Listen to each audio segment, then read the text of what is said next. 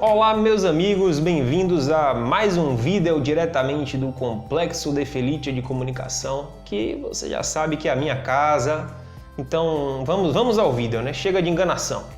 Bom pessoal, eu estou seguindo hoje uma sugestão de um amigo meu, abri uma caixinha de perguntas no Instagram para me dizer assim, quais são os temas que eu posso tratar aqui no canal, o que é que vocês querem de mim?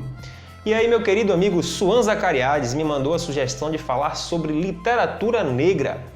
De imediato eu aceitei, foi uma sugestão ótima e percebi que é um tema que eu não conseguiria abordar com muita amplitude num vídeo só. Então vou pedir desculpas a vocês e ao meu amigo que me sugeriu esse vídeo, mas hoje a gente vai fazer um recorte muito específico. A gente vai trabalhar somente 5 autores negros brasileiros do século XIX, principalmente do século XIX, embora alguns já tenham falecido no século XX.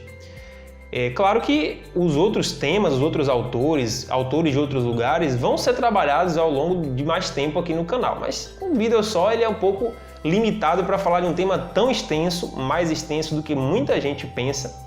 E hoje a gente vai começar a falar um pouquinho de literatura negra com 5 autores bem interessantes, brasileiros, que têm a sua obra total ou quase que totalmente no século XIX.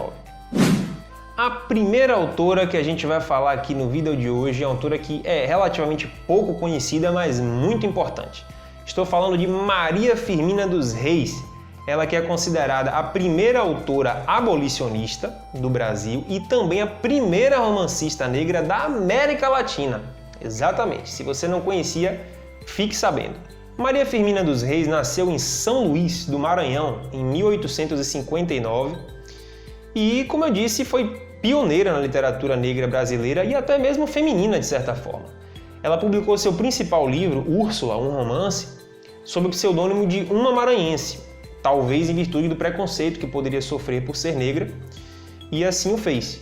Úrsula é um livro que eu estou lendo no momento, estou em andamento, e percebo uma característica muito evidente na literatura dela, que é falada em todos os estudos, e daí a sua importância também como representatividade negra na literatura, que é a forma que ela retrata os escravos, sempre de uma maneira mais humanizada, ao contrário de outros autores que nem tocavam muito no assunto da escravidão ou colocavam personagens escravos embrutecidos, grosseiros. No caso dela, ela retrata o escravo com uma perspectiva muito mais humana, o que segue a linha de vários autores negros do século XIX, pelo lado do, digamos assim, do desfavorecido, do escravo e até mesmo do abolicionismo, que era uma marca registrada em alguns dos autores que a gente vai trabalhar aqui nesse vídeo. Ela tinha essa posição. Os escravos eram vistos como figuras mais humanizadas em suas obras e a principal delas é justamente essa, Úrsula, que eu estou tendo a oportunidade de ler e é bem interessante, claro, com uma linguagem um pouco árida, comum na época, mas bem interessante e vale a pena você conhecer essa pioneiríssima autora negra brasileira, Maria Firmina dos Reis. O segundo autor do nosso vídeo é ninguém menos do que o glorioso Luiz Gama, uma figura importantíssima em muitas outras áreas, além da literatura, que nem tem na literatura a sua importância principal na história do Brasil. Mas como ele também era escritor, publicou um livro, vale a pena a gente falar dele aqui. Luiz Gama nasceu em Salvador em 1830. Ele era filho de um fidalgo com uma mulher negra, provavelmente Luísa Maim, uma famosíssima ativista negra daquela época, tomou parte em movimentos como a Revolta dos Malês, na Bahia. É uma história bastante interessante dessas revoltas aí no início do século XIX, final do século XVIII, que vale a pena conhecer um pouco mais. Mas Luísa Maim precisou fugir de Salvador e o seu pai, esse fidalgo, provavelmente para pagar dívidas de jogo, vendeu o próprio filho como escravo aos 10 anos de idade. Essa atitude absolutamente bárbara, né? Inimaginável talvez, era ilegal para a época. Ele não poderia ser vendido como escravo, sendo que ele havia nascido liberto, até os 10 anos ele era liberto. E ele não se sabe exatamente como conseguiu provar a ilegalidade da sua própria escravidão aos 17 anos. E isso já começou a revelar uma vocação importantíssima de Luiz Gama, que era defender juridicamente os escravos. Luiz Gama não tinha diploma de direito, ele chegou a estudar o assunto, mas ele na verdade se tornou um rábula, ou seja, uma pessoa que exerce a profissão sem ter o diploma ou qualificação formal para isso. Ele foi rábula com conhecimentos que ele adquiriu como funcionário público, principalmente na polícia. Ele foi escrivão, trabalhou na polícia de São Paulo, né? Ele, quando foi escravo, foi mudado de cidade, ele já se libertou em São Paulo e se tornou o rábula dos escravos. Ele passou a defender escravos na justiça em relação a maus tratos ou até mesmo alegando a ilegalidade da escravidão de muitos deles. Isso aconteceu muito depois da Lei do Ventre Livre, em 1871, segundo a qual os escravos que tinham filhos, né, as mães escravas que tinham filhos, garantiriam a liberdade dos seus filhos. Os filhos que nasciam de mães escravas não poderiam ser também eles escravos. E muitos eram mantidos ilegalmente na escravidão. Isso acontecia muito na época, porque era difícil provar, o escravo não tinha quem o defendesse. Então pessoas como Luiz Gama ajudaram a defender essas pessoas que não tinham quem olhasse por elas em processos judiciais, e ele, segundo dizem, ajudou a libertar mais de 500 pessoas escravizadas ilegalmente e irregularmente naquela época. Realmente um feito muito grande de um sujeito que estudou o direito por conta própria, era simplesmente um rábula que aprendeu conhecimentos no serviço público. A presença de Luiz Gama no mundo das letras se deu com a publicação de Primeiras Trovas Burlescas, seu livro, que, acreditem, foi lançado apenas 12 anos depois do próprio Luiz Gama ser alfabetizado. Com 12 anos de alfabetizado, ele já escreveu e publicou um livro, naquela época onde publicar era muito mais difícil, e mostrou sua vocação também para as letras, mas ele se espalhou mais não na literatura, e sim no jornalismo. Ele era um notório abolicionista e defendia as ideias abolicionistas, né, efervescentes naquela segunda metade do século XIX, em jornais, e desenvolveu também uma carreira nessa área, além da parte do direito. Luiz Gama veio a falecer em 1882, poucos anos antes da abolição com a qual ele tanto sonhava. Deixou um legado importantíssimo para muitas pessoas, principalmente escravos que ele defendeu, também um legado jornalístico e literário, então uma figura importantíssima para o Brasil do século XIX. É Luiz Gama, um dos patronos da abolição da escravatura no Brasil. A terceira figura importante da literatura negra no século XIX do nosso vídeo é ninguém menos que o glorioso Cruz e Souza. Cruz e Souza, o grande poeta simbolista, um movimento literário bem interessante daquela época. Aliás, eu já toquei nele rapidamente nesse vídeo aqui, quando eu falei de Augusto dos Anjos. Augusto dos Anjos, ele era um pré-modernista e ele veio num momento em que o cenário literário era dominado pelos parnasianos, mas também pelos simbolistas. E é nesse movimento literário, o simbolismo, que aparece Cruz e Souza.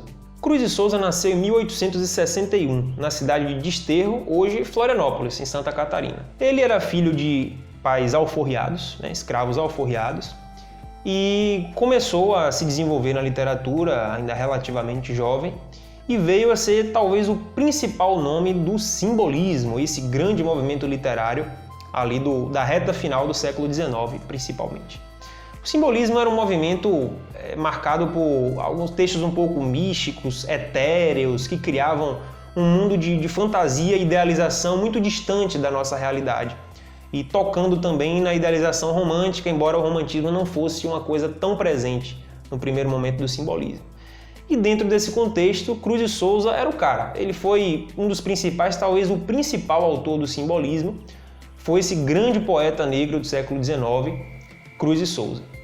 O simbolismo trazia alguns elementos como o pessimismo, um mundo idealizado, etéreo, meio diferente, longe, muito distante da nossa realidade, e também a sinestesia, a mistura de sentidos.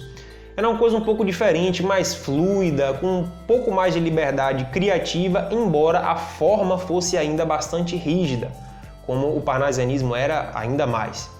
Nesse movimento, que é um movimento bem interessante no final do século XIX, é que apareceu Cruz e Souza. Cruz e Souza, ele era um dos principais, ou talvez o principal nome do simbolismo, esse grande autor negro brasileiro. Mas ele também exerceu papel na imprensa, como muitos autores da época eram literatos e também jornalistas, faziam a literatura e também o jornalismo, e ele trabalhou como jornalista, sempre escrevendo textos em prol do abolicionismo, como eu já falei, muitos autores negros daquela época defendiam realmente o abolicionismo em veículos de imprensa, e esse também foi o caso de Cruz e Souza, esse grande poeta, jornalista, autor negro do século XIX. O quarto autor do nosso vídeo de hoje é ninguém menos que o grandioso Lima Barreto, um escritor muito divertido de ler, satírico, que soube retratar muito bem o contexto que ele representava. Ele nasceu em 1881 e, vindo da vida suburbana do Rio de Janeiro, trouxe esse ambiente para os seus livros. A experiência como funcionário público também foi aparecer nos livros de Lima Barreto, em personagens das suas duas principais publicações. São os personagens Policarpo Quaresma, de O Triste Fim de Policarpo Quaresma, e Isaías Caminha, de Recordações do Escrivão Isaías Caminha. O caso de Lima Barreto é que ele quebrou muito com os padrões da época. Ele fugia um pouco das normas da academia, da grande literatura, e escrevia de uma forma mais satírica, mais agradável, um pouco mais bem-humorada. Então ele chegou a ser criticado por grandes críticos autores da época, porque ele fazia algo diferente. Mas justamente isso que torna um autor tão agradável de ler. Eu tive a oportunidade de ler muitos contos, crônicas de Lima Barreto, e são crônicas bem-humoradas que até mesmo para a linguagem que nós temos hoje são agradáveis, não são muito áridas, aquele texto muito formal, muito árido de ler, que é muito comum no século XIX. Não, no caso dele é diferente, são coisas agradáveis mesmo na linguagem de hoje e que trazem o ponto de vista do cidadão comum, da gente simples, daquele Rio de Janeiro, ali praticamente da virada do século, né, já do início do século XX. Então é uma perspectiva diferenciada, tanto no conteúdo quanto no estilo, na estrutura. Lima Barreto foi considerado também um pré-modernista, da mesma forma que Augusto dos Anjos, que eu já falei, né, nesse vídeo aqui já tem um cartão para ele, foi um grande ícone do pré-modernismo, também Lima Barreto, porque ele quebrou com aquela herança do século XIX e veio a preparar terreno para o que seria a Semana de Arte Moderna lá em 1922. Lima Barreto deixou um legado enorme e faleceu em 1929, se transformando, desde muito antes de sua morte já, em um dos maiores autores negros brasileiros de todos os tempos. Por fim, pessoal, o quinto e mais importante autor da nossa série de hoje, dos autores negros brasileiros, lá do século XIX, é Machado de Assis. Claro que ele não poderia faltar. Se você acha que Machado de Assis é branco, por alguma foto que já viu dele por aí, saiba que era uma prática muito comum na época, justamente por questão de preconceito, dar traços um pouco diferentes, ou popularmente dizendo assim, esbranquiçar figuras públicas que eram negras, como era o caso de Machado de Assis. Ele era um exímio escritor, como a gente vai ver, permeou várias áreas da escrita e deixou uma marca indelével na literatura e na cultura brasileira. E para muita gente não era interessante retratá-lo como ele realmente era. Uma pessoa negra e um grande autor negro que é talvez o maior autor brasileiro de todos os tempos, de todas as situações. Muita gente o considera assim. Não é para menos. Machado de Assis ele tem uma carreira muito extensa. Ele foi escritor, romancista, cronista, contista, poeta, escreveu peça de teatro, foi jornalista também, escreveu muitos artigos de jornal. Era crítico literário, abolicionista também, detalhe, mais um. Era crítico literário, então é um cara que fez tudo na carreira e deixou a sua marca. Entre contos e crônicas, só para dar uma ideia a vocês, Machado de Assis escreveu mais de 600 textos ao longo da carreira. Romances foram mais 10, então não é pouca coisa, é um estilo único, inconfundível, que cativou imensamente a sociedade da época e vem sendo estudado até hoje. No colégio, quem é que nunca pedido de um professor ali para passar na matéria ou no vestibular teve que ler Machado de Assis? Ele está em todos os lugares. A marca dele foi realmente indelével na nossa cultura. Machado de Assis deixou como dois principais legados Memórias Póstumas de Brás Cubas e Dom Casmurro, esse que é um dos meus livros preferidos de sempre, né? A famosa história de Bentinho Capitu. Não vou me estender aqui porque você com certeza já ouviu falar desse grande e complicado caso de amor. Mas Machado de Assis teve muitas outras obras, como eu falei.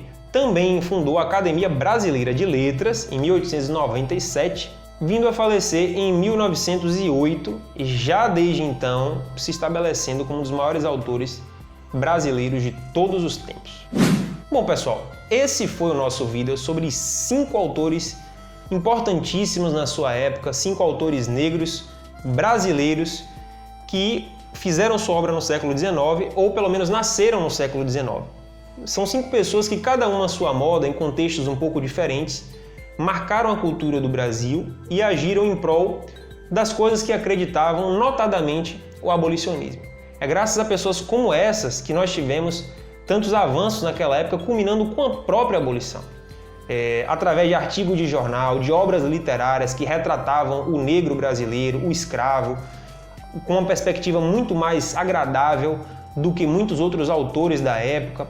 É graças a esse tipo de iniciativa que a gente começou lentamente a mudar as coisas de como se via o negro no Brasil. Então, esses autores, como muitos outros que vieram depois, outros também contemporâneos deles, é muita gente, eu não consigo falar de tudo num vídeo só, pessoal. Isso é só um pequeno recorte e viram outros depois para a gente falar de muitos outros autores importantes do século XX, esse sim, tem muitos outros, e de tudo que marcou a nossa cultura e tudo que ajudou a construir o país que nós somos hoje, cheio de defeitos, sim, é claro, mas também com muitos avanços e muita riqueza cultural. Muito obrigado mais uma vez, deixe seu comentário, deixe sua curtida, compartilhe com aquele amigo seu e um abraço.